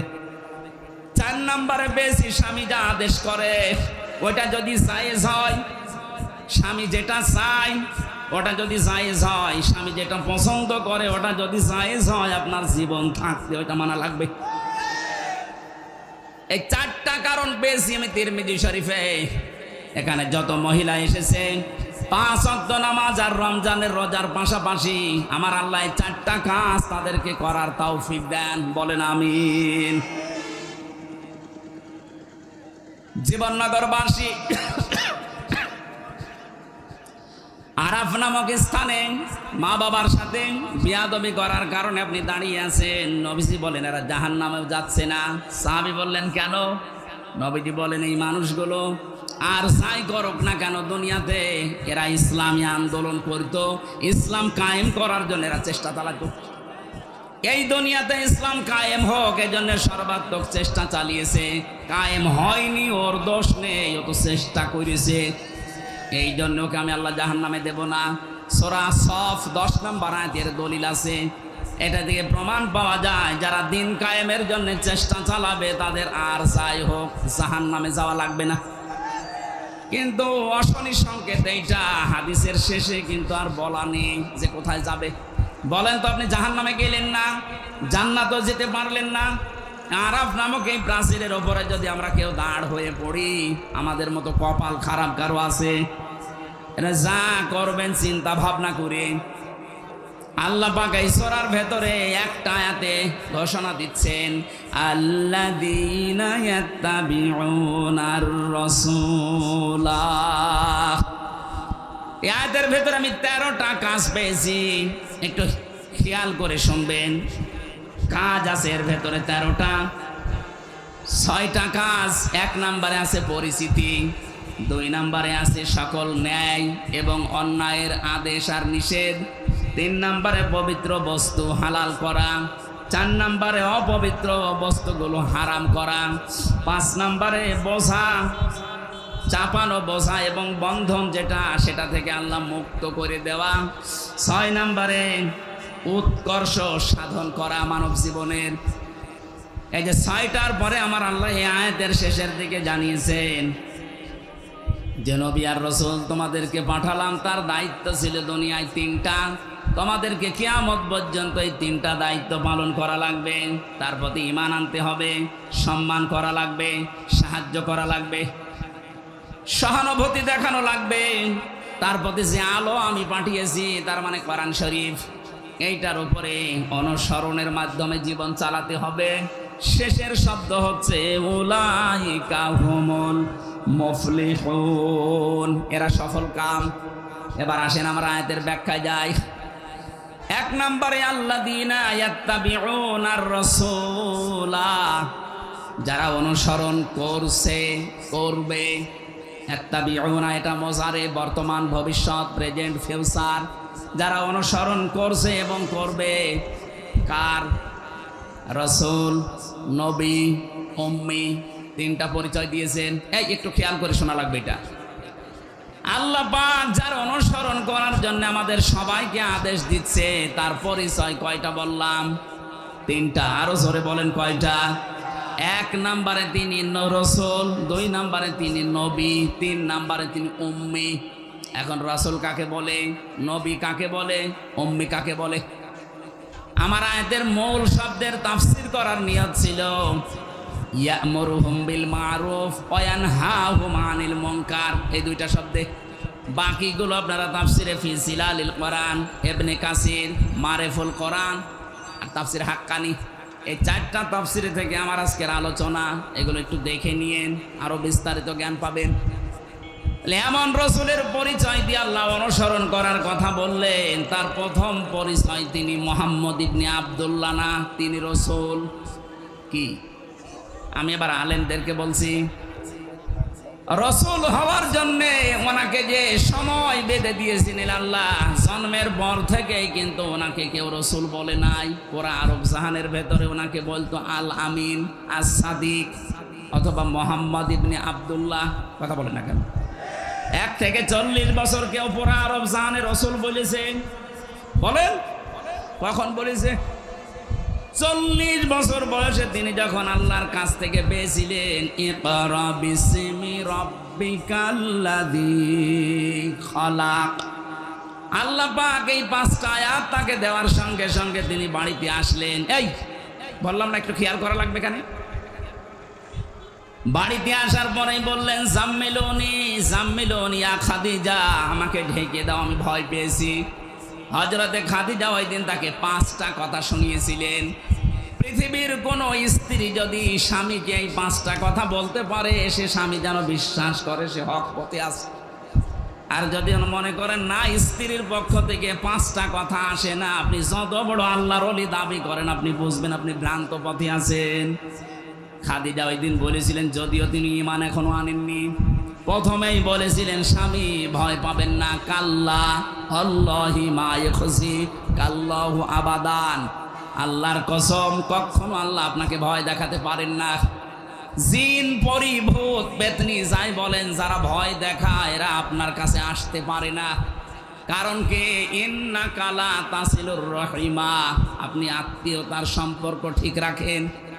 এই হাদিস দ্বারা বোঝা যায় দুনিয়ায় যারা আত্মীয়তার সম্পর্কগুলো ঠিক রাখতে পারে, অটুট রাখতে পারে, তাদের ভেতর থেকে আল্লাহ ভয় দূর করে দেয়। আর আমাদের রাতের বেলা আমার মনে হয় তাল গাছের ভেতরে কিছু নড়াচড়া করলো ভয় লাগে। কথা বলেন না কেন? এত ভয় আপনার ভেতরে, কারণ কি? কারণ আপনার রক্তের সম্পর্ক ঠিক নেই। আপনার চেহারা সুরত দেখলে মনে হয় জান্নাত থেকে পালিয়ে এসেছে, অথচ নিজের আপন ভাইয়ের সাথে কথা বলে না। এই কথা বলছে না কেন? নিজের আপন রক্ত যেগুলো, এগুলোর সাথে যদি সম্পর্ক কেউ ছিন্ন করে, যদি দেখতে মনে হয় শাহজালাল পীরের মতো, তাও মনে করবেন ওর জীবনে বহু ভয় আল্লাহ লুকিয়ে রেখেছে। আমি বিস্তারিত ব্যাখ্যায় যাচ্ছি না, আমার শব্দ সামনে পড়ে আছে। 2 নম্বরে ওয়া তাহমিলুল কাল্লা, কি করতে আপনি ভয় পান? আপনি তো মানুষের বোঝা হালকা করেন, বোঝা বহন করেন। এখানে বোঝা মানে শুধুমাত্র এই বোঝা না, এখানে কষ্টের বোঝা, ঋণের বোঝা, দুঃখের বোঝা। কথা বুঝতেছেন? হ্যাঁ নবী, আপনি এই দুনিয়াতে বহু বোঝা বহন করে দেন, বোঝা হালকা করে দেন মানুষের।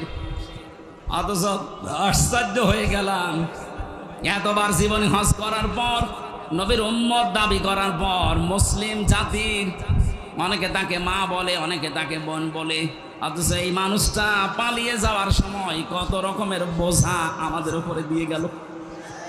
এই কথা বলে না কেন? এই যে 3732 জন মানুষ মরে গেল, এগুলো দেশের জন্য বোঝা হয়ে যায় কেন না? 2780 জন মানুষ এখনো হাসপাতালে কাতরাচ্ছে, তারা তাদের পরিবারের কাছে, সমাজের কাছে এই দেশের জন্য এখন বোঝা না। কারণ হাত নেই, পা নেই, চোখ নেই, অন্ডকোষ নেই। এই কথা বলছেন এখন? এত ঋণের বোঝা আপনি দিয়ে গিয়েছেন। এদেশে এখন কেউ জন্ম নিলে তার মাথার উপরে 1 লাখ টাকা ঋণ। এত বড় বড় বিশাল বোঝা আপনি দিয়ে গেলেন, কাউকে কষ্টের বোঝা, কাউকে দুঃখের বোঝা, কাউকে অর্থের বোঝা, ঋণের বোঝা, হাজার হাজার বোঝা আপনি মাথার উপরে দিয়ে আরামে আছেন। আর আপনি দাবি করছেন আমি জান্নাতে যাব। কিসের জান্নাত আপনার? আপনি তো নবীর উম্মতই নেই।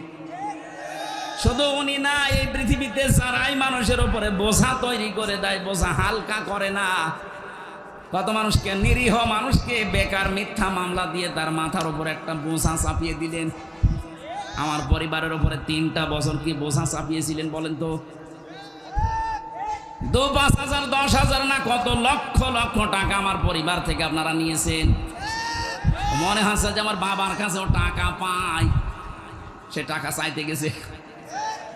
আমার প্রথম দিন ধরার পরেই বলেছে রিমান্ড দেব 10 দিন, 50টা মামলা দেব, যদি ছেলেকে বাঁচাতে চান তাহলে 10 লাখ টাকা এখনই নিয়ে আসেন। বাবা তো গ্রাম্য মানুষ, কোথা থেকে গিয়ে ধার মার করে 8 লাখ টাকাও ও পাগল দিয়ে দিয়েছে। ও শয়তানরা তো কথা ঠিক রাখে না, টাকাও নিয়েছে, পরের দিন আবার আরেকটা মামলা দিয়েছে। বাস্তব বোঝা বোঝেন তো? এই যে বুকের বোঝাটা 3 বছর দিলেন, আমার স্ত্রীটা, আমার মা বাবা, আমার আত্মীয় স্বজন যারাই আছে, কি বোঝাই ছিল তারা? কথা বলে না কেন?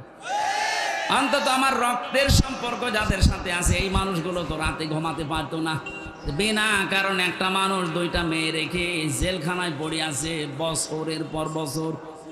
আমার শরীরে এখন বিভিন্ন রোগ শুধু এই কারণে। এত কষ্ট আপনি দিয়েছিলেন, আমি চাই আপনাকে এরকম 3 বছর জেলে রাখা হোক। আল্লাহর ওলি, ঠিক আছে, বসেন বসেন। এই বসেন বসেন। আমার যে তথ্যগুলো বলা দরকার তাফসীর মাহফিলে আমি এবার আরম্ভ করছি, এদিকে তাকান। আমার এই হাদিস পড়া বলতে গেলে সময় চলে যাবে। দ্বিতীয় নম্বরে আমি পেয়েছিলাম রাসূলুল্লাহ যেই দিন হয়েছিলেন ওই দিন থেকে তিনি যতদিন দুনিয়ায় জীবিত ছিলেন এই 23 বছর, এই 23 বছরের 13 বছরের জীবন শুনতে অনেক মানুষের আগ্রহ আছে এখনো। আমি যদি এখন ওই 23 বছরের ভেতরে 13 বছরের মক্কার জীবনী বলি, কত মানুষ এখানে চোখের পানি ফেলে কাঁদবে। কিন্তু ওই রাসূলুল্লাহ তার 23 বছরের 13 বছর বাদ দিলে এখনো থাকে 10 বছর। বলেন বলেন, এই 10 বছরে তিনি প্রেসিডেন্ট ছিলেন। প্রেসিডেন্ট কি এমনি হয়ে গেছেন? কিছু করা লাগেনি। ওই কথাগুলো বলতে গেলে তখন কিছু মানুষের মন পাওয়া যায় না, বলো হুজুর এবার রাজনীতি হচ্ছে। আমার মনে হয় নবীজি যদি এখন বেঁচে থাকতো শয়তান নবীজিকে এটা বলতো। সুতরাং আপনি ভুল বুঝবেন না, আমি আপনাকে বাঁচাতে চাই। আশা করছি আপনি এই বুঝটা নিয়ে যাবেন। এমন রসুলকে অনুসরণ করার কথা বলা হচ্ছে যার রাসূলুল্লাহর বয়স শুধু এই 10 বছর 13 বছর না, পুরা 23 বছর। কথা বলেন না কেন? তাকে অনুসরণ করা লাগবে কি শুধু 13 বছর? আরো জোরে, কয় বছর? 23 বছর।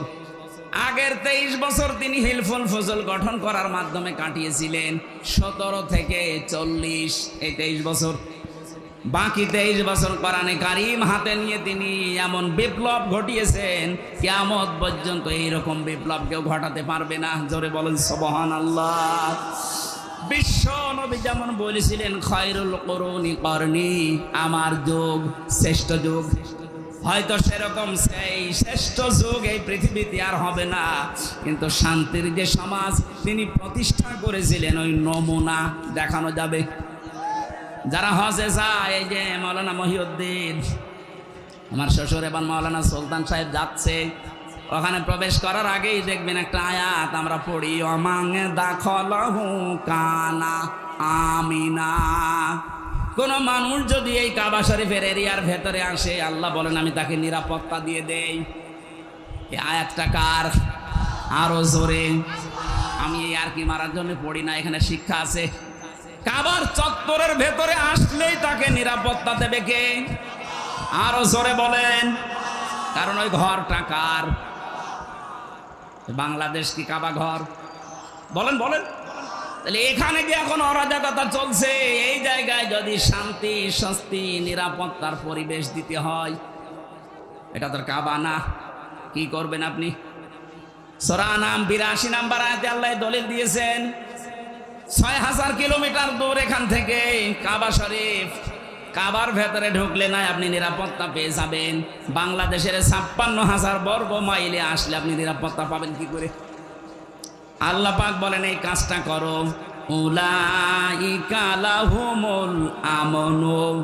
এই যে এইভাবে তাফসীরের ভেতরে হাক্কানিতে আছে, আল্লাহ তার নিজের কুদরতি আঙ্গুল যেন এইভাবে দেখিয়েছে। বাংলাদেশ নামক একটা দেশ আছে 257টা দেশের ভেতরে। এর ভেতরে চুয়াডাঙ্গা একটা জেলা আছে, এর ভেতরে জীবননগর থানা আছে, ওথলি একটা গ্রাম আছে। এই বাজারের ময়দানে যারা কোরআন শুনছে, আল্লাহ ঠিক যেন তার হাত এইভাবে দেখাচ্ছে যে উলাইকা, এই মানুষগুলো, উলাইকা লাহুমুল আমনু, এদেরকে আমি নিরাপত্তা দিতে চাই। এরাই নিরাপত্তার হকদার। কারা? এর আগে আল্লাহ কয়েকটা গুণ দিয়েছেন, আল্লাযীনা আমানু ওয়া লাম ইয়ালবিসু ঈমানাহুম বিযুলমিন। পৃথিবীর ময়দানে যারা ঈমান এনেছে, ঈমান আনার পরে তাদের ঈমানের সাথে যারা জুলুমকে মিশ্রণ করে নাই। এখানে জুলুম মানে শিরিক। জুলুম মানে কি? সুতরাং আমরা যদি এই বাংলাদেশে আমাদের ঈমান চাই আছে, ঈমানের সাথে যদি শিরিক মিশ্রণ না করি, জুলুম মিশ্রণ না করি, এই দেশটা আল্লাহ কাবা শরীফের মতো নিরাপত্তা দিয়ে দেবেন। আমি আশা করি কথা বুঝতে পেরেছেন। সুতরাং বাংলাদেশ সামনে যদি আমরা নিরাপত্তা দিতে চাই, আর্মি দিয়ে, বিডিআর দিয়ে, পুলিশ দিয়ে, র্যাব, সীতা, কোবরা দিয়ে হবে না। এদেশকে নিরাপত্তা দিতে হলে শিরিক মুক্ত করা লাগবে, জুলুম মুক্ত করা লাগবে। একটা হয়েছে অলরেডি, চেষ্টা চলছে, অন্তত দেশে আর জুলুম নেই। কথা বলে না কেন? এখনো কিছু হালকা আছে, এটা থাকবে না যদি শিরিক মুক্ত এই দেশ হয়। কি মুক্ত বলেন বলেন? এই শিরিকটা কার সাথে? এবার আসেন এই শব্দটা বিজুলমিন আই শিরকিন, এই শব্দের ব্যাখ্যা পড়েছি আমি তাফসিরের ভেতরে, পেয়েছি 4টা। শিরিক থেকে কেউ যদি নিজেকে বাঁচাতে চায়, সে যেন শিরিক বিল জাত, শিরিক বিল সিফাত, শিরিক বিল ইখতিয়ারা, শিরিক বিল হুকুক, এই 4টা থেকে নিজেকে বাঁচায়। শ্রেণী বিন্যাস করে করে আমি তাফসিরের ভাষায় দেখেছি 120 প্রকার হয় এই শিন, র আর কাফ। এত কথা এর ভেতরে আল্লাহ লুকিয়ে রেখেছেন, যত চেষ্টা করবেন তত নতুন নতুন তথ্য আপনি এখান থেকে পাবেন। আমরা কোরআনে কারিমের কথা বলতে গেলে কথা খুঁজে পাই না, আর আমার তো মনে হয় কোরআনের কোনো আয়াত পড়লে আমার শেষই হয় না। আপনি লেখাপড়া করবেন তো পাবেন কোথায়? বাস্তবে আমাদের এই দেশকে শিরিক মুক্ত করার জন্য আমরা অনেকে চেষ্টা চালাচ্ছি। ডাক্তার মোহাম্মদ ডাক্তার আব্দুল্লাহ জাহাঙ্গীর রহিমাহুল্লাহ, আল্লামা শাহিদ দেলাওয়ার হোসেন সাইদি রহিমাহুল্লাহ, তারা চেষ্টা চালিয়েছিলেন শিরিক কুফর এগুলো দূর করার জন্যে। কারণ তারা জানতেন এই পৃথিবীকে যদি নিরাপত্তা দিতে হয়, অবশ্যই এই পৃথিবীতে শিরিক বন্ধ করা লাগবে। কারণ এটা একটা বড় জুলুম, ইন্না শিরকা লা যুলমুন আযীম। আমাদের চারিদিকে এমন এমন প্রতিবেশী আল্লাহ দিয়েছেন, সবগুলোই উল্টা পাল্টা। মায়ানমার, এই কথা বলছেন এখন, চীন, ভারত, আর একদিকে সাগর। একটা প্রতিবেশীর ভেতরে দেখেন তো জুলুম ছাড়া, শিরিক ছাড়া আর কি আছে? আমরা যদি নিরাপত্তা এই দেশে পেতে চাই, আল্লাহর আশ্রয় ছাড়া কারো আশ্রয় নিয়ে সম্ভব হবে না। এই জন্য শিরিক বিল জাত বন্ধ করা লাগবে, শিরিক বিল সিফাত বন্ধ করা লাগবে, শিরিক বিল ইখতিয়ার বন্ধ করা লাগবে, শিরিক বিল হুকুক বন্ধ করা লাগবে। এটা তাফসিরে ইবনে কাসিরের ভেতর থেকে পড়বেন। আল্লাহ পাক বলেন, আমি আল্লাহ চাই তোমাদেরকে নিরাপত্তা দিতে। কাবা শরীফের ভেতরে আসলে যেমন নিরাপত্তা পেয়ে যাও, বাংলাদেশের 56,000 বর্গ মাইলও নিরাপত্তা পেয়ে যাবে যদি দুনিয়ায় শিরিক না থাকে। সর্বাত্মকভাবে চেষ্টা চালাতে হবে যে যেখানে আছেন, আমাদের বিশ্বাসে, আমাদের অনুভূতিতে, আমাদের পোশাকে, যে যেখানে আছে আমাদের কিন্তু শিরিক চলছে। এজন্য যখন মউতের ফেরেশতা আসে, ওই সময় এসে এই কথা বলে, আল্লাযীনা তাতাওয়াফাহুমুল মালাইকাতু তাজ্জিবিনা ইয়াকুলুনা সালামুন আলাইকুম উদখুলুল জান্নাতা বিমা কুনতুম তা'মালুন। বলেন আল্লাহু আকবার। সূরা নাহালের ভেতরে আছে এটা 14 নম্বর পারা 9 নম্বর পৃষ্ঠা 9 নম্বর লাইনে আছে 32 নম্বর আয়াত। আল্লাহ পাক বলেন, এই মানুষটা যখন শিরিক মুক্ত জীবন গঠন করার পরে বিছানায় পড়বে, মউতের বিছানায় আছাড় খেয়ে, ওই সময় ফেরেশতারা এসে বলবে যে তাজ্জিবিন, তাজ্জিবিন মানে শুধু পোশাক পবিত্র করা না, তাজ্জিবিন মানে শুধু শরীর পবিত্র করা না। তাজ্জিবিন শব্দের শাব্দিক অর্থ তার চিন্তা, চেতনা, বুদ্ধি, মেধা, তার ব্যবসা বাণিজ্য, কর্মজীবন, তার পরিবার, তার অর্থনীতি, সমাজনীতি, সব কিছু পরিষ্কার পবিত্র এগুলো করা লাগবে। আজ আমাদের সব কিছু পবিত্র হলেও এই দেশে এখনো পর্যন্ত অর্থনীতি পবিত্র হয়নি, সুদ দিয়ে পরিপূর্ণ। কথা বলেন না কেন? যেন ঈমান বাঁচাতে হলে এই দেশে এখনো পর্যন্ত যারা সুদ থেকে মুক্ত হওয়ার জন্য চেষ্টা চালাচ্ছে, আপনি তাদের কাছে যাবেন, আমি নাম বলি না, আপনি নিজের বিবেকের কাছে প্রশ্ন করে দেখবেন, যারা সুদ থেকে মুক্ত হওয়ার চেষ্টা চালাচ্ছে, আপনার এটা ঈমানের দাবি। যদি আপনি না করেন, আপনি কিন্তু বিছানায় পড়ার পরে তখন ফেরেশতার কাছে ধরা খেয়ে যাবেন। তাজ্জিবিনা, যারা নিজেদের পবিত্র চিন্তা, শরীর, পোশাক, ব্যবসা বাণিজ্য, পরিবার, অর্থনীতি, সমাজনীতি, রাজনীতি, ধর্মীয় নীতি যেগুলো আছে সব পরিষ্কার পবিত্র করার চেষ্টা চালাবে, ফেরেশতারা বলবে ইয়াকুলুনা সালামুন আলাইকুম, শান্তি আল্লাহ তোমার বান্দা এর উপরে আমরা বর্ষিত করছি। উদখুলুল জান্নাহ, প্রবেশ করো ওই যে জান্নাত দেখা যাচ্ছে। বিমা কুনতুম তা'মালুন, যে কাজ তোমরা করেছিলে। শিরক মুক্ত জীবন গঠনের জন্য বহু চেষ্টা চালিয়েছিলে সমাজে, পরিবারে, রাষ্ট্রে। আজকে আল্লাহ পাক এই জন্যই তোমাকে এই জান্নাতের দরজা খুলে রেখেছে, প্রবেশ করো। জেলখানায় যাওয়ার পরে আমি এই আয়াতটার বাস্তব উদাহরণ পেয়েছি। আল্লাহ জাহান্নামের কথা পুরা কোরআনে যেখানে দিয়েছেন সেখানে দিয়েছেন জাহান্নামের দরজাগুলো বন্ধ থাকবে, আর জান্নাতের কথা যেখানে দিয়েছেন সেখানে দিয়েছেন জান্নাতের দরজা খোলা থাকবে। আমি দেখেছি জেলখানায় 24 ঘন্টা তালা লাগানো থাকে, মেন গেট। কেউ প্রবেশ করলে তাড়াতাড়ি তালা লাগিয়ে দেয়। আল্লাহ পাক বলেন জান্নাতের দরজা এরকম না, জান্নাতের দরজা ওপেন থাকবে, খোলা থাকবে। যত মানুষ আসবে তার জন্য কোনোদিন বন্ধ করা হবে না। এই জন্য আমাদের জীবনটা যেন শিরক মুক্ত হয়। কাবা শরীফের মতো বাংলার 56,000 বর্গ মাইল আন্তর্জাতিক বিশ্বের যে চক্রান্ত চলছে, বিশেষ করে আমাদের প্রতিবেশীদের, সব কিছু থেকে যদি নিরাপত্তা পেতে চাই, অবশ্যই আমাদের এই বাস্তব জীবনটা জুলুম এবং শিরক মুক্ত করা চাই। আল্লাহ আমাদের তৌফিক দিন, বলেন আমিন। এমন রাসূলের অনুসরণের জন্য আল্লাহ আদেশ দিচ্ছেন। যিনি রাসূল হয়েছিলেন কত বছর বয়সে? বলেন। এই যে তাবলীগ জামাতের ভেতরে 2 দল মারামারি করছে, সবাই বলছে আমরা নবীওয়ালা কাজ করছি না। নবীওয়ালা কাজ হবে তখন যখন তিনি তখন নবী হয়েছিলেন। কত বছর বয়সে? আরো জোরে বলেন। 40 থেকে 63, এই 23 বছর আপনাকে পঙ্খানো অনুসরণের মাধ্যমে দেখাতে হবে তিনি উম্মি ছিলেন। আল্লাহ পাক বলেন এই ঘোষণা আমি তাওরাতে এবং ইনজিলে লিখে দিয়েছিলাম। সূরা আলে ইমরান 3 নম্বর পারা 19 নম্বর পৃষ্ঠার 8 নম্বর লাইনে এই তথ্যগুলো আছে। লম্বা হয়ে যাচ্ছে না? না, কিছু মানুষ এই যে ওঠাউঠি করছেন, এভাবে কষ্ট দেওয়া ঠিক না। আমরা 11:20 বাজে 30 পর্যন্ত আমার টাইম দিয়েছিল। আমরা মনে হয় পুরাটা শেষ করতে পারবো না, যতটুকু পারি। আগামীতে এই দর্শনা মাদ্রাসায় 28 তারিখে একটা মাহফিল নিয়েছি এই মাসেই। আজকে মনে হয় 13 তারিখ না? 28শে নভেম্বর রাত 9টা 9:30 ওখানে উঠবো ইনশাল্লাহ। দর্শনা মাদ্রাসায় যে আমরা যেখানে পড়তাম ওখানে কথা বলবো। এরপরে আর এইদিকে এই যে জলিলপুর মাদ্রাসায় আছে, তার পরের মাসে 8 তারিখে দিনের বেলা, ওটা আসর থেকে মাগরিব পর্যন্ত। আমার ভেতরে ঘেমে যাচ্ছে, আমি আজকে শেষ করে দিচ্ছি, মাপসে আগামীতে কথা বলবো ইনশাআল্লাহ। আল্লাহুম্মা আমিন। লা ইলাহা ইল্লা আনতা সুবহানাকা ইন্নী কুনতু মিনাজ জালিমিন। এই মোনাজাতটা বসে করে যান। আপনার মতো হাজার লক্ষ মানুষ এখানে হাজির হয়েছে। বসেন, মোনাজাতটা বসে করেন। মাথা নিচু করেন, চক্ষু বন্ধ করেন। আপনারা সবাই পরস্পরের আত্মীয়। বিশেষ করে আমার ইমানের দিক থেকে এবং রক্তের দিক থেকে সবাই কম বেশি আত্মীয়। আমি সবাইকে নিয়ে মোনাজাতে হাজির হচ্ছি আল্লাহর দরবারে।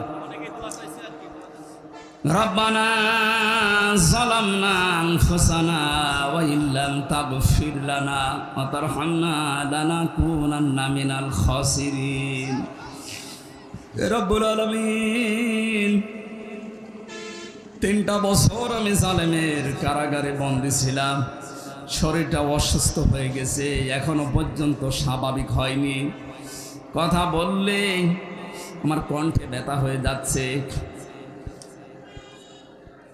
আজকে আমার শ্বশুরালয় চুয়াডাঙ্গা জেলার জীবননগর উথলি এলাকাবাসী কর্তৃক আয়োজিত তাফসীরুল কোরআন মাহফিলে এসে 1.5 ঘন্টার মতো কোরআনের একটা আয়াত বোঝানোর চেষ্টা চালিয়েছি।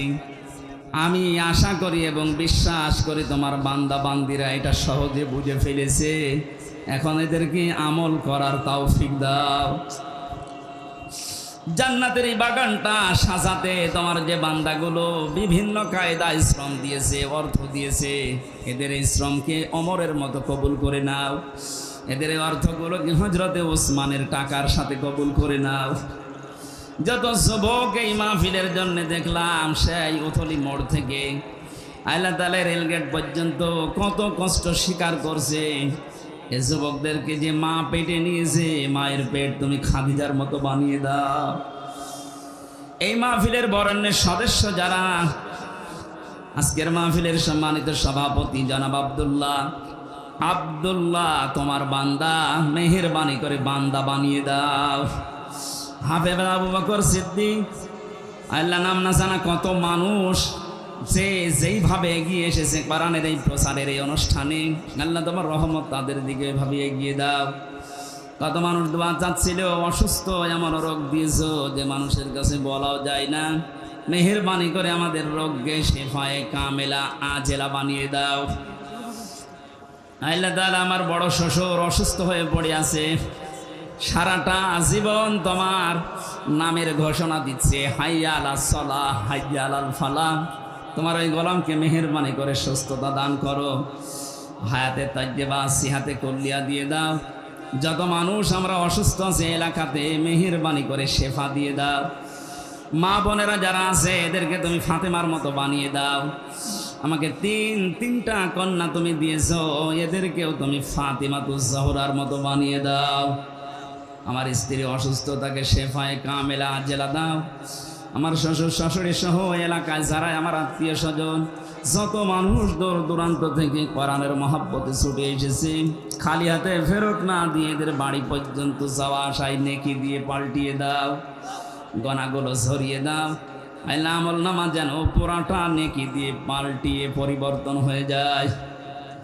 আল্লাহুম্মা গফিরলি ওয়ারহামনি ওয়াহদিনি ওয়াফিনি ওয়ারযুকনি ইয়া রাব্বাল আলামিন। আলোচনা যারা এই ময়দানে রেখেছেন সে আসরের পর থেকে এই আলেমগুলোকে তুমি কবুল করো। মাওলানা হোসাইন আহমেদ, মাওলানা মহিউদ্দিন সহ, মাওলানা আরিফুল ইসলাম, মাওলানা আবু বকর সিদ্দিক, যত আলেমরা এখানে কথা বলেছে, আলেমদের কথাগুলো আমাদের আমল করার তৌফিক দাও। আগামীতে অনুষ্ঠানটা কোরআনের জন্য আরো বিশাল আকারে মঞ্জুর করো। ওথালি বাজারে যত মানুষ ব্যবসা করছে হালাল রুজি উপার্জনের জন্য, আল্লাহ বরকত দাও। আজকে যত মানুষ বিভিন্ন ব্যবসায় আঞ্জাম দিয়েছে, হালাল রুজিতে তুমি 100 গুণ বরকত বৃদ্ধি করে দাও।